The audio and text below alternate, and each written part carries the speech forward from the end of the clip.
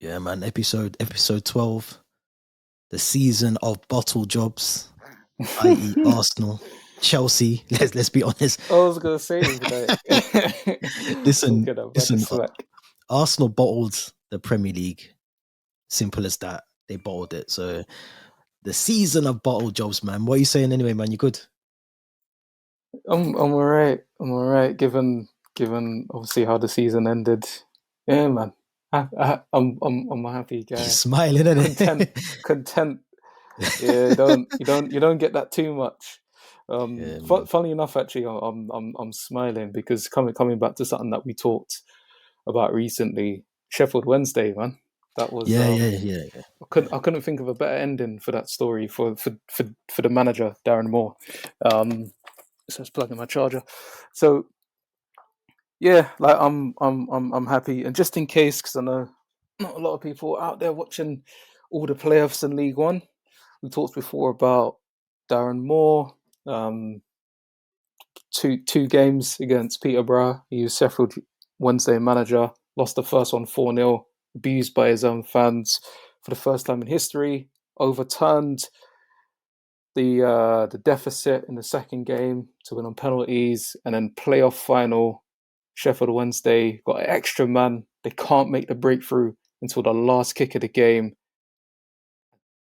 They got promoted. So just it's walking on water. This guy. Do you know what I mean? You know, it was mad though as well. Obviously, Mm. people that don't know, Josh Windass Oh, is yeah. the son of Dean Windass.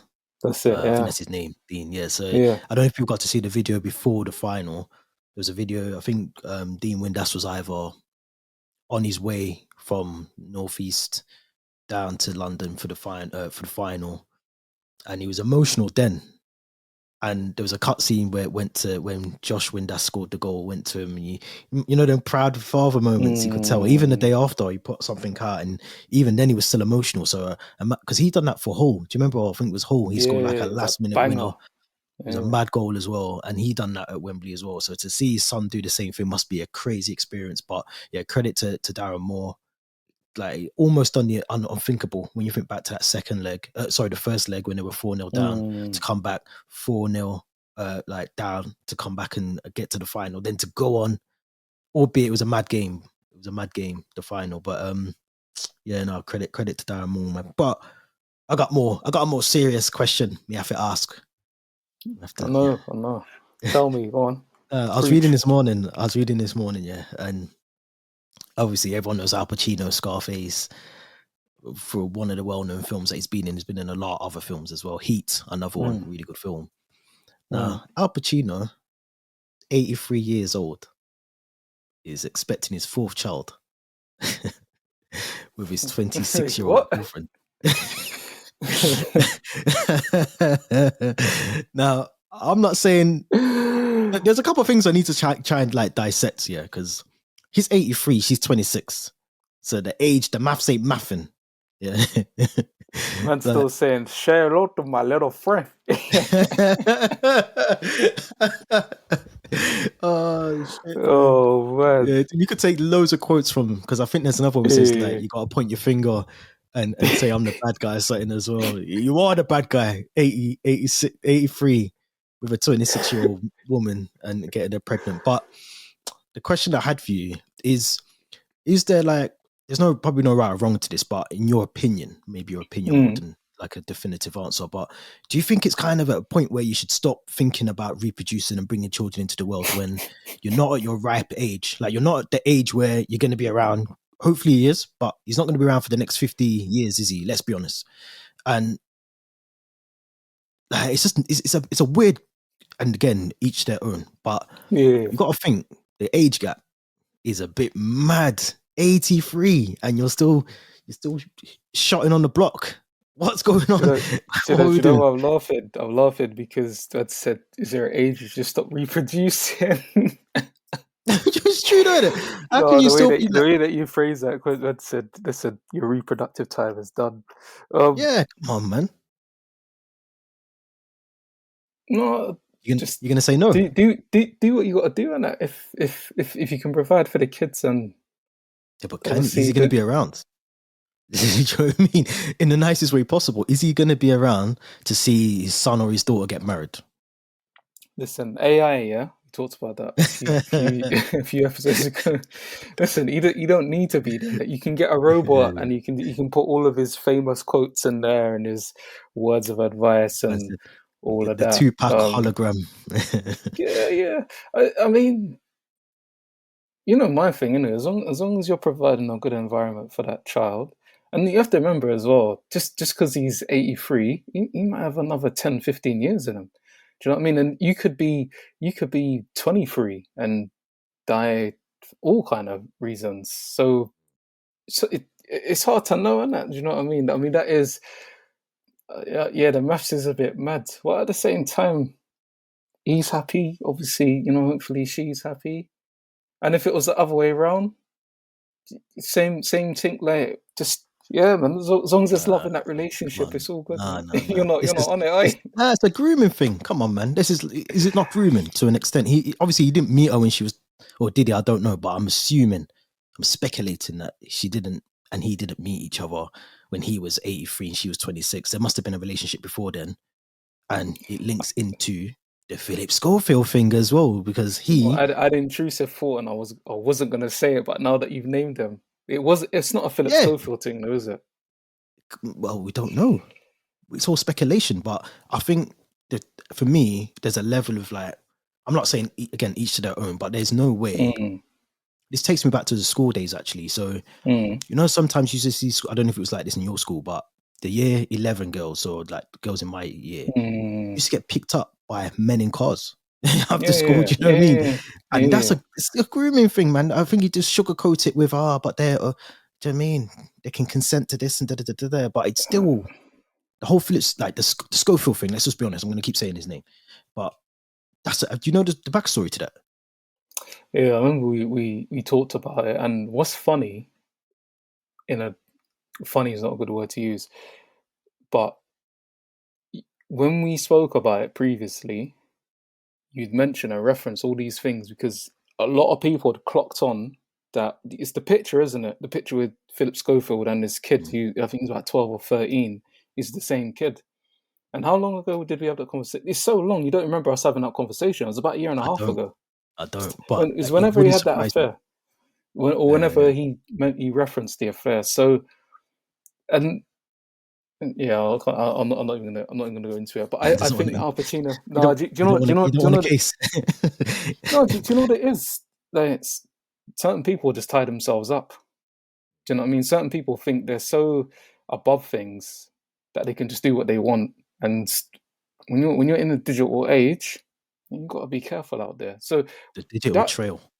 Yeah, that will unfold as it needs to, and it's unfolding exactly the way, to be fair, that you and I think another person we're talking about with mentioned as well. I can't remember who said what, but it's unfolding exactly in that way because we know exactly what all of that has been about, all the outrage about co-presenters and I want to distance myself. I'm talking shit because you would have known.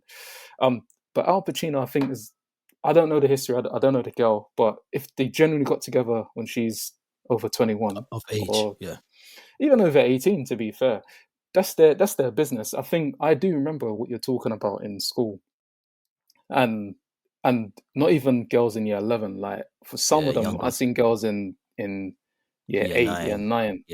Like getting their mobile phones. There was a play I went to called Kemi from the Block, which was really good. It was in yes, mad, innit? But it was in the theatre in Peckham. I forget what it's called. But it was really good, and it highlighted that exact thing, and that is different. Like that is that's proper grooming. Yeah. Whereas the Al Pacino, I don't really know, but yeah, like she's a grown-ass woman, and she can make her decisions. And so I mean, should have been 25. I think it's different if she's 29. So I got it wrong. Oh, she's 29 now. Yeah. Yeah, she's 18, about to pop, and you're thinking, then how old was she 9 months ago? And also, how long did he know that? Yeah, let's do you know the what I mean? But, man, she can listen. As long as that kid, like I said, is in a loving environment, they're going to inherit Al Pacino money really quick and get to spend some time with, Scarface, Carlito. Do you know what I'm saying? Yeah, Carlito. But it's just, I think it's more. Forget the money. It's more. And again, I'm not wishing anything on him, but it's just he's at the wrong age bracket. When he's ticking, like doing a questionnaire, he ain't ticking 21 to 30. He's ticking the last one where it just says like 70, 65 plus. They don't even count what, do you know what I mean, your back end of your years then. So I think it's more the father figure bit. Like, yes, he's gonna have other people around him or whatever, or he or she, but it's to me, there's a cut off, man.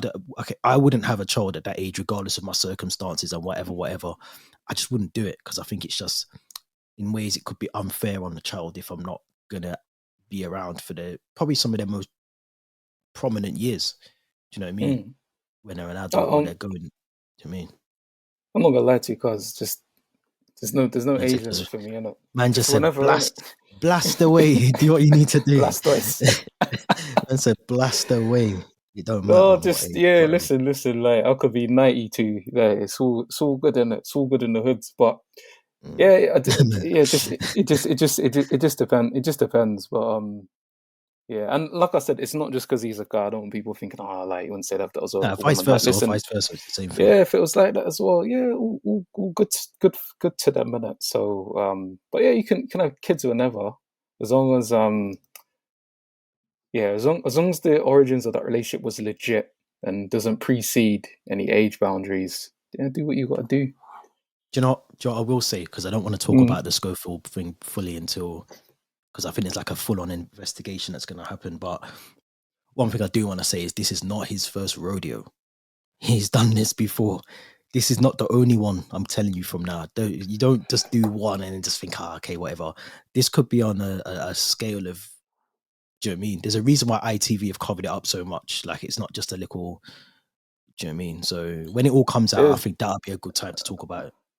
I think so. You just need to go and look at that whole situation with the brother and the role that he already played in that.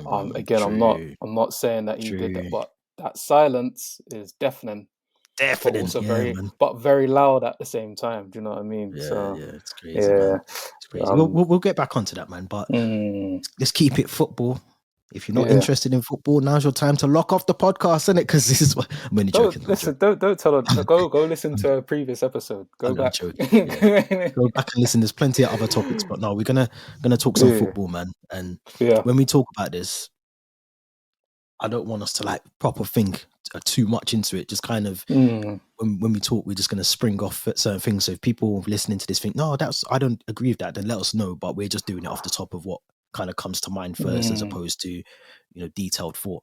But I wanted to like ask you certain like worst signing, worst goal or best goal, worst club, who overachieved across, not even just the Premier League, just across, you spoke about Darren Moore before as well. But I want to start off with worst signing, because I feel like there's a couple of culprits that we could be throwing in here. But what would your interpretation of the worst signing of the season be? I feel like Richarlison's not just the worst signing of this season. I think he's like the Pele of worst signings. You had to go there. Yeah, no, there's no other. And it's funny because I know that already had a little animosity towards him anyway, because for various reasons, FM and just bare things anyway. Me? Me. Oh, I was going to say, we've been having this conversation for about 3 years. A while, isn't it, in the group chat? And then last season, I started to change my mind a little bit, and then Spurs obviously did what they did, and he has been. I can't even really blame him. He didn't pay that for himself, but that was the only person that comes close to that is Harry Maguire, and you know why. And I've been proved right about that. But yeah, Richarlison this season, that was shocking. What about you? Because I know who your other contenders will be, but who? No, there's a couple, and I think I agree with you for Richarlison in terms of performances, 100%. But and I don't want to center this around Chelsea at all. I'm not going to try and do that for everything we talk about. But I think João Felix for the price. So when we talk about performance, Richarlison's got to be there. But the thing with Richarlison, he didn't really play as many games as I think he should have. But even when he did play, he didn't put in a good performance. You know what I mean? And he's talking to Conte about, you should be starting me. And then when Conte starts him, I think he scored more offside goals than goals. Do you get what I'm saying? So it just kind of, so in terms of performance with Charlison, possibly maybe Weghorst as well. I'd have him in there. You'd put him in there. I'd have him in there. I'm not saying that he's the one, but I'd have a conversation about him. I think. Obviously, there's. On what basis, though? No, how many goals did he score? I can't remember, about 3 or 4. There we go. No, but okay. I'm surprised in terms of worst signing that. No. I'm not the third name that you reeled off. Remember, we're not thinking about this. So I'm not saying, when I do a bit of detail off the top of my head, the top of the dome, he's in the conversation. But I think in terms of the fee, like I read yesterday, I think, in fact, I'm going to try and find them really quickly. But João Felix, the money with no option to buy at the end of the loan or obligation, was a bit mad, because when you think back, because he's a really good player. I mean, he's a very technically good player. He's going to be one of those that I could see winning the Ballon d'Or in a couple of years if he goes to the right club and whatever, because he's got the technical ability to be one of the best players, is one of the best players currently, I think. But I'm just reading this out. So it cost Chelsea 4 million for every goal that he scored. How many goals did he score? Do you know? Either 2 or 3. Wow. And his appearance fee, it cost them £750,000 per appearance. So I think he was there for 11 games, probably. I think, or just 10 or 11 games. Yeah. He was suspended for 3 of them. So he's still getting paid, obviously, his basic salary. Because I think we were paying that as well. We were footing a whole bill for the wages. Plus, I think we paid a loan fee as well. Yeah, you did. When you think about all the money with nothing to show for the end of it, no top 4, no Europe, no nothing. He was banned for 3 games. I think he got sent off against Fulham. So in terms of finances, that's got to be one of the worst loan signings for me in history of loans. It really has to be. I can't think of one that's cost so much with nothing to say at the end. Yeah, we're going to sign you anyway. Do you know what I mean? Because I think they want 80 mil for him, and we could have probably got something in there to say like 65, 60, maybe 70, but they're valuing him at 88, I think, or 80 million. We're not paying that with FFP at the moment and trying to balance the books and get people off it by the 30th of June. So, yeah, man, worst signing for me has got to be him. What about the player that surprised you this season? Who do you feel that kind of surprised you in terms of their performances? It's a tough one. There is one. And I'm going to have to eat humble pie. So, and it's probably going to be about Arsenal, to be fair.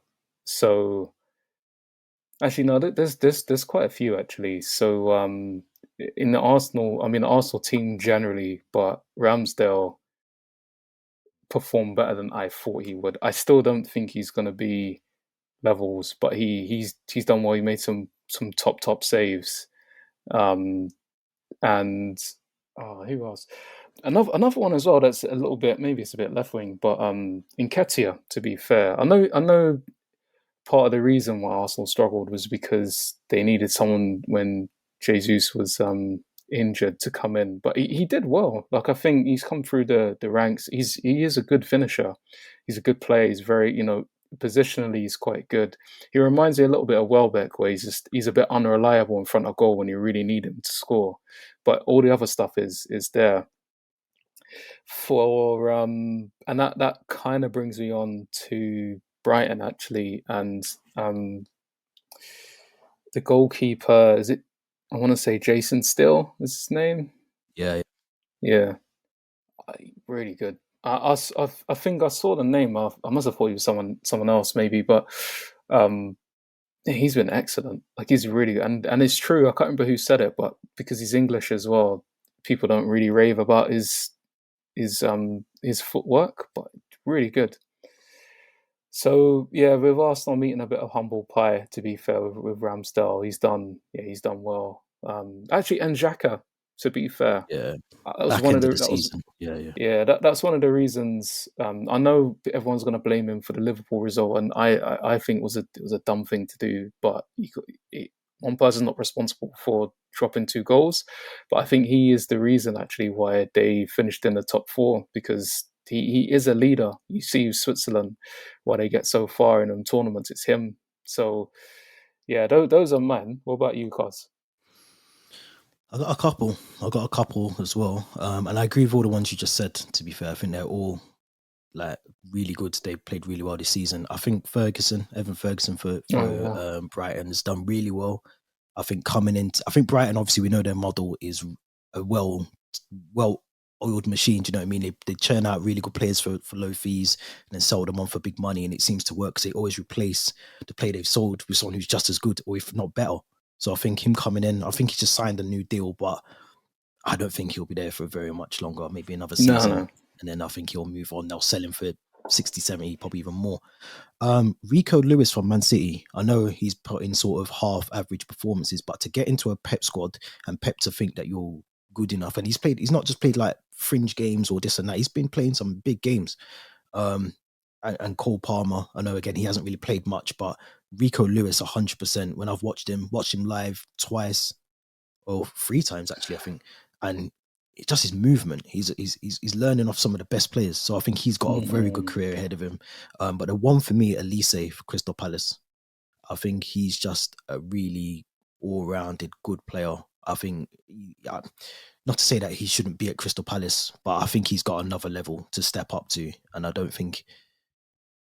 Obviously, he's done really well for Palace. I think he's got to step up another level now and just maybe break through to that kind of, top 6-4 kind of club. Do you know what I mean? Because I think he's got bags of talent, man. Really, really good player. Really good player. He definitely surprised me as well. And last one, again, I'm trying not to be biased, but Lewis Hall, man. Lewis Hall's had to step in at Chelsea and play left back, left wing back. I think he played midfield one game. Yeah, so all the Arsenal players you mentioned, definitely, but some of the youngsters, I think, as well, where you think maybe not Lewis Hall, but Rico Lewis, he's keeping certain people out of the team. Like, it's not like they've got injuries. He's coming into a team where Pep could be playing someone else in that position, but he's trusting the youngster to come in and do the job, and to get that from your manager must be some talent in you or something you're doing on the training ground for the manager to pick you. So yeah, man, they're my little sort of surprises. Good players this season, man. No, I think it's good. It's nice that there's quite a few English players in there as well. Because I was going to ask you about Donny at Nottingham Forest. Is it Gibbs White? I can't remember. Gibbs White's at Forest now, yeah. Yeah. Have you seen much of him? Because he's impressed me this season as well. He has, man. He has, and another player that, because he was at Wolves, wasn't he? I think before. That's it. Yeah. He couldn't really get into the Wolves squad, or if he did, he wasn't really. He wasn't as consistent as he has been for Forest. Put it like that. And I think again another player that needs to have that step up.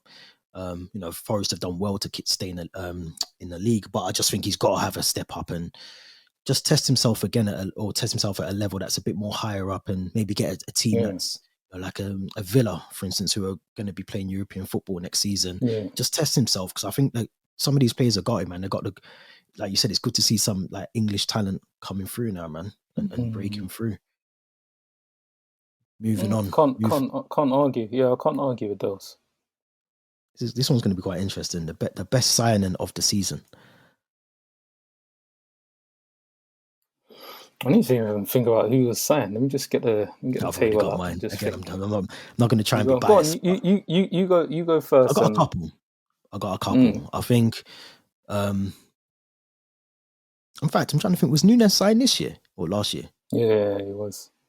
He was signed this season. So this season. So I think he maybe not for this season, but from what we've got to see this season, that next season he's going to be firing. So he's going to be firing, I think, next season. And I think Enzo Fernandez, good player, just hasn't had the partner. He just hasn't had the partner in midfield. Do you get what I'm saying? So I think him, Casemiro, big. He's been a massive difference for me in terms of United and how they've played. And obviously the big one, man, Haaland. You've got to take that. You can't not mention Haaland.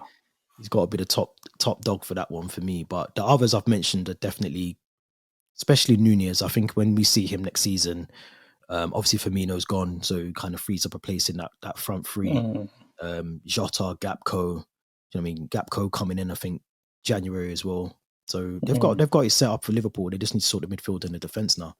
What about you? Yeah, I mean, you can't ignore Haaland. I really had this discussion in the group chat, but City just pissed me off in it with them kind of signings. It's just annoying, man. But I mean, bias aside and Haaland aside, probably two big ones for me. I think Jesus at Arsenal. I know a lot of people talk about Zinchenko, and I think he's done well, but I think people watch him and they see someone like Ashley Cole or like a world class left back, and not the conversations I've had. Yeah, because I think they see that, and I don't think he's that good, but I respect his quality. He's a good player, but Jesus, you can see when he plays, he drags the team up another level, and you can see. I think to be fair with him, Arteta and Zinchenko, I know we talk about bottling, but you're not seeing, the player score and taking selfies, and then like fifth in the table, or like they seem serious, and I think he's been a big part of that, and I think if he can stay fit next season and get a bit of help, he'll keep them up there. So him, and then a couple of there's a couple of signings a bit lower down to Fulham. I can't pronounce the guy's name, but I think it's the Portuguese centre mid. I think it begins with P. Pauli. I think so. Yeah, he's been quality. Paulinho, Paulino. Something like that. Sound like Paul Merson, innit? But yeah, he's then, innit? He sounded a bit Brexit. No, just because I don't want to get it wrong. But yeah, he's been quality. And another one that's fallen under the radar, and I don't even know how they got him. The keeper at Forest, is it? They had Navas, wasn't it? It's Navas I'm thinking of. Yeah. How the hell did they? 2 times Champions League winner, I think. Yeah, he's incredible. And might be free. That's what kept it, because I don't know if it's a free or a loan signing, but he was unbelievable for them. All them little wins that they got. I think they got a clean sheet against Arsenal, and it's not just the saves, because David De Gea can do that. You've seen, but he'll make a big ass mistake. It's just that commanding presence that make everybody feel relaxed. So, sort of Harling aside, I feel like those have been meaningful signings that have probably gained those teams about 3 or 4 places in the table that they may not have had. Yeah. No, it's true, man. Navas is a mad one, because he could realistically have probably gone to a bigger club than Nottingham Forest. Oh, he could be at United, Chelsea. Yeah. He's been linked with us. Yeah. Yeah, and he chose that, and I think you're right. I think one of the things with that signing, it kind of galvanized their team, and it helped them stay up in the league. So whatever they paid for him, I think it is. I think it's a loan. I think might be a loan. Yeah. But whatever it is, anyway, it saved them this season. So do you know what I mean? But best manager, Graham Potter.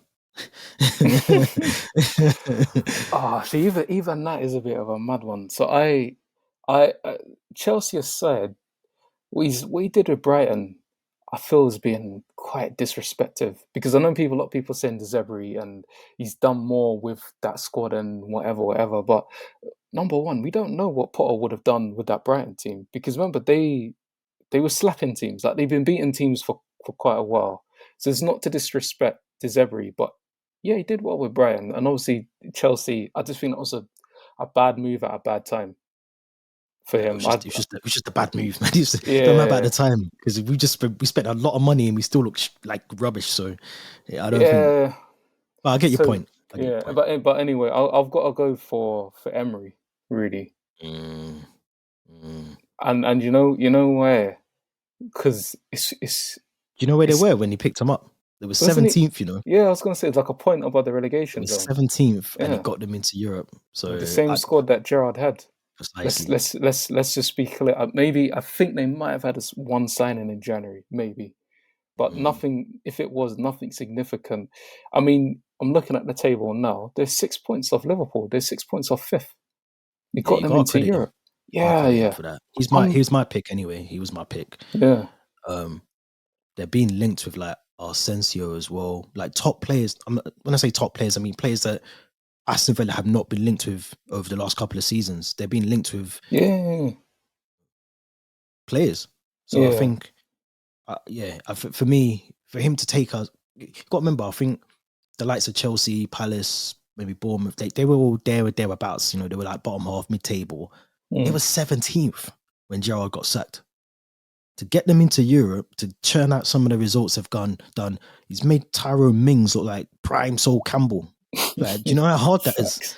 So it's like things like that. You got to take your hat off to managers, man. And we got to remember as well, Unai Emery was massively disrespected. I think at his time at Arsenal, not from 100%. Arsenal fans, maybe from other Arsenal fans as well. Everybody. But I think he's a top manager. I think people forget that he's won things, he's won stuff.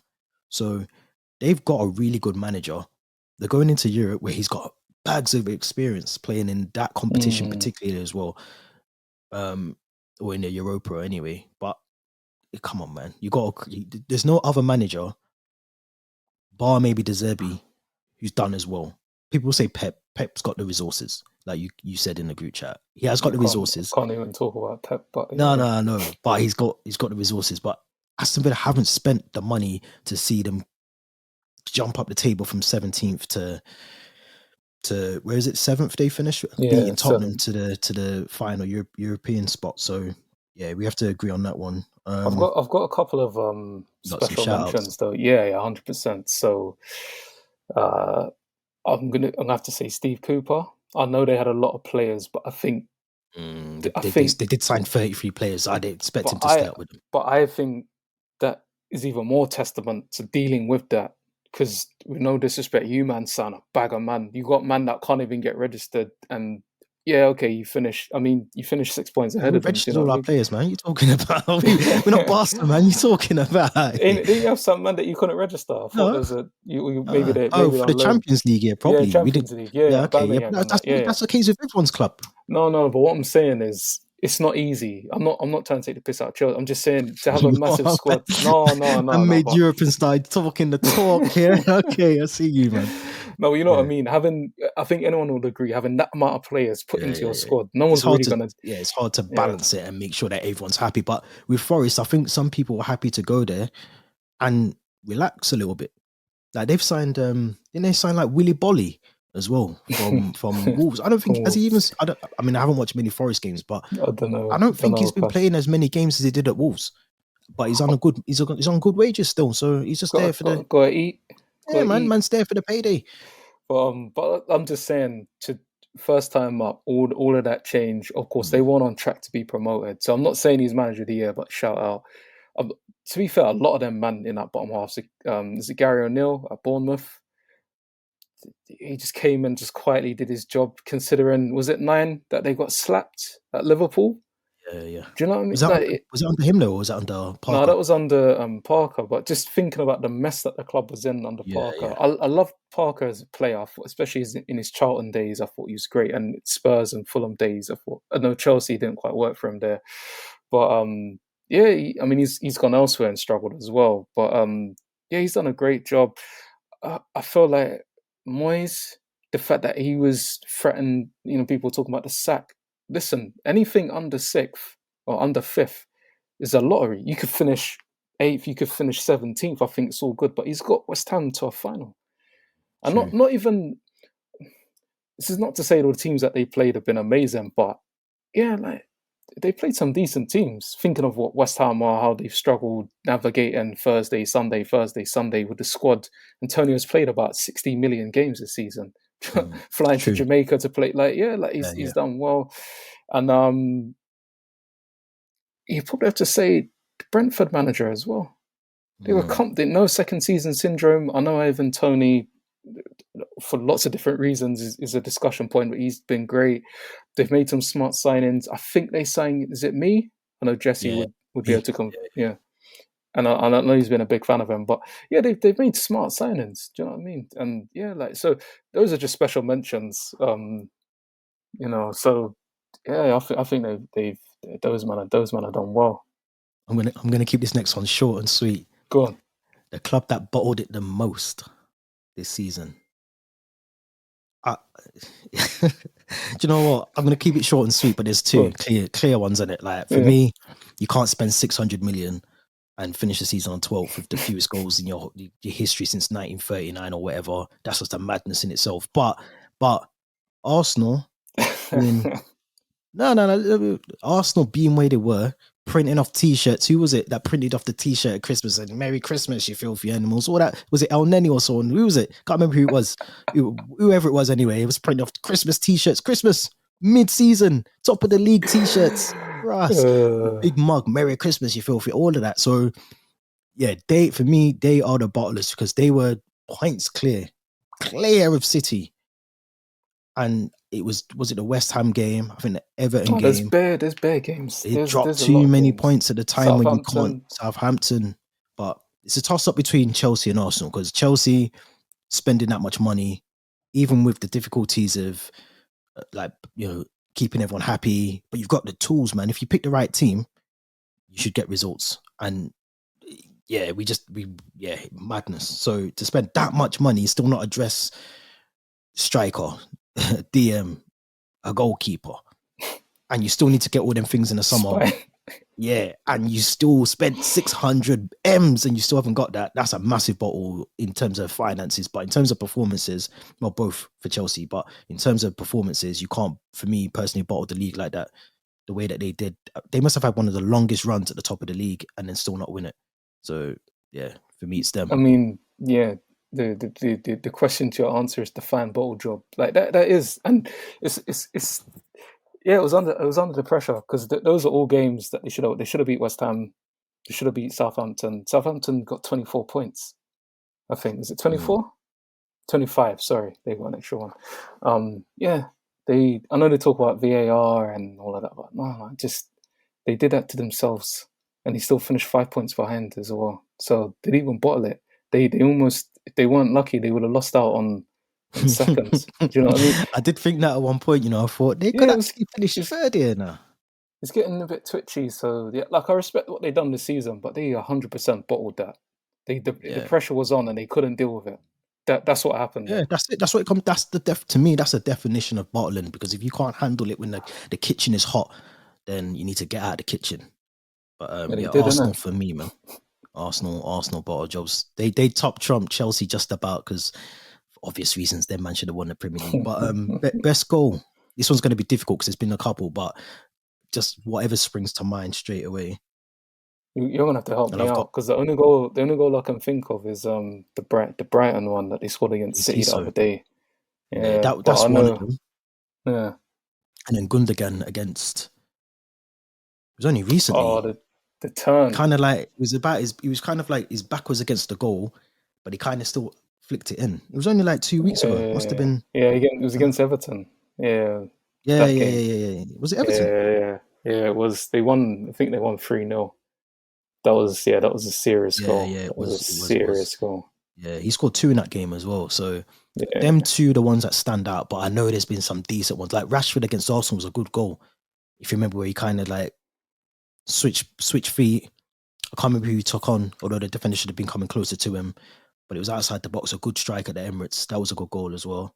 I can't really talk about Chelsea's goals.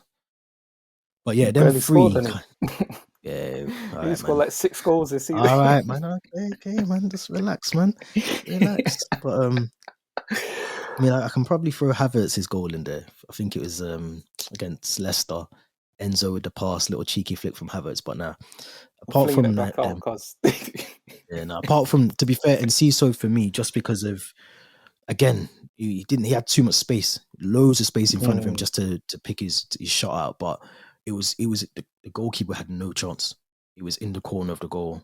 The power, the accuracy, and he's been a really good player for Brighton this season as well. So for me, that's my goal of the season. That springs to mind immediately. I feel like you've got a category that's gonna throw United under the bus. Something like worst performance of the season or something. Nah, but now that we speak, I mean, that to me, that's a given. I think the Liverpool beating. The sevens. No, there's two. Maybe because I'm coming from a Chelsea perspective again, yeah. But to lose to Southampton and they done a double on us this season, that's a bit mad. But I don't think that takes precedent over the was it 7-0 Liverpool? Can't remember. Anyway, Stop counting. I swear it was like 3. 4-0. It was like 4-0 before half time or something like that. Listen, United went at half time 4-0 down on a lot of games this season. A lot of games. That's got to be the maddest one, I think. That springs to mind. And I think just because of the rivalry between the clubs as well, not even just because it was 7-0. I think just the rivalry. Ten Hag probably didn't expect to come into that game and lose that the way that they did.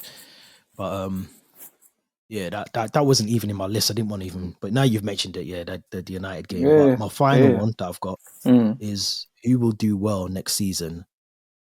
And from your perspective, where do you think United are going to finish?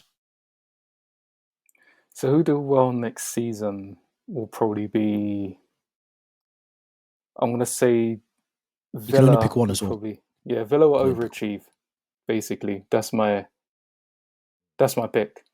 United, top 4 again. Couple of quarterfinals, couple of semi-finals. Just the same as it has been for the last 11 years. Since Fergie retired. Yeah, listen. In 3 months' time, we could be sitting thinking, "Oh yeah, like how have United done that?" You can see Neymar like smiling and stuff, and then that's what the talk is, man. That's what the talk is now. Come April, Ten Hag is he's under pressure.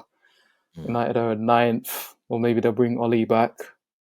But which, speaking of bringing back ex-managers for pointless periods of the season, how do you think Chelsea will get on? Under Poch. Let me just say this before. I'm not going to divert the conversation, but yeah, Unai Emery, Aston Villa. I think they'll do well. I think, if they're being linked to, like I said, Asensio, those kind of players, I think they work well in the system under Unai Emery. They need to keep the players like Jacob Ramsey, Ollie Watkins. They need to start thinking about replacing the likes of Ashley Young as well. But to answer your question, obviously Pochettino coming in is a big thing. Do you know what I mean? I think he's was one of like I'm not going to say he's world class, but he's definitely one of the top. He's pushing into that bracket of sort of level of world class managers. I love that he has experience playing in Europe. He's took obviously Spurs to the final, to League Cup final, all of that. Yeah. Or I think he did, didn't he? Or semi-final, sorry. Yeah, man, I think we should do well. I think for us, we got to offload players. We got to sign someone like Ugarte or a Caicedo, someone like that to come in the midfield. We need a striker. Obviously, it could be Lukaku. From what I'm hearing, he might have an opportunity to come back for the third time. And Kuku's meant to be coming from RB Leipzig. It's all about keeping the squad, trimming the squad down, getting them playing the best football. So I can't even give you a percent. Ideally, I think next season, without European football next season, we should be trying to get into top 6 at least next season. Yeah, no, one game a week, more time for him to get to know the players, assess what needs to be done, all of that stuff. I think, yeah, if we don't make top 6 next season with Poch and signing the right players, then it could be a bit of a madness season again. But yeah, man, yeah, I don't know. Ideally, we should have kept Potter to the end of this season and look back on it. No. The reason I say that is because what have we gained by sacking him and bringing in Lampard? If anything, it was probably one of the worst decisions because Lampard was just there for the money. Yes, he loves the club, but he's not a level. He's not a prem manager. He's not a manager. He should not manage another club. That's what he was. He just came in. There was a couple of sessions that needed covering, and he did it. And he's gone, and no one gave a shit. No one listened to him. Yeah, literally, man's gone out the classroom, come back in 25 minutes just before the bell ends. But did you see that picture of is it Ian Huntley? And someone put a comparison to him, and I mean, this is a joke, but it's not a funny joke. It's obviously what Ian Huntley done, but him and Frank Lampard, and they said, who's the best caretaker? And do you know what I mean? It's been bantered, man. So personally, I think. Personally, I think I'd still pick Ian Huntley to manage Chelsea at this point. Oh my god! But at the end of the day, Poch has to get the team playing well next season, and he has to trim the squad down. I'm hearing Loftus-Cheek's going. Obviously, Mason Mount might be going to United. Hakim Ziyech, all them kind of players, they've got to go, man. They got to go. But a big shout out to Crystal Palace as well. For two reasons. Well, shout out and what the fuck moment as well, because they shouldn't really have got rid of Patrick Vieira, in my opinion. I think they pressed the button on that a bit too early, in my opinion. But credit to Roy Hodgson because he's come in. He's sustained a bit of stability around the club. And I think I think we're talking about it in the group chat, but if they bring in one or two players, I think they might have a good season as well. I think they'll have a good season next season. I think they will. I think players do. I think they might do. I hope that they do. Obviously, with it being local on that. But I depend. It really depends. But I've got question marks about the players anyway. For the same players, and I know you can think tactics and all of that, but for those same players to be playing like that under another manager, I've got questions in it. But I'm not gonna throw anyone under the bus. So I'm glad that they stayed up. Yeah, 100%, man, 100%. But yeah, let us know your thoughts, man. Get involved in the discussion, Twitter, Instagram, YouTube, wherever you're listening or watching this, man. Make sure you subscribe on YouTube, press the notification bell on Spotify, Apple Podcasts, all of them things. And yeah, man, we'll be back next week, man. Another episode 12. Thank you very much for listening and watching. We'll be back, man, next week. Peace.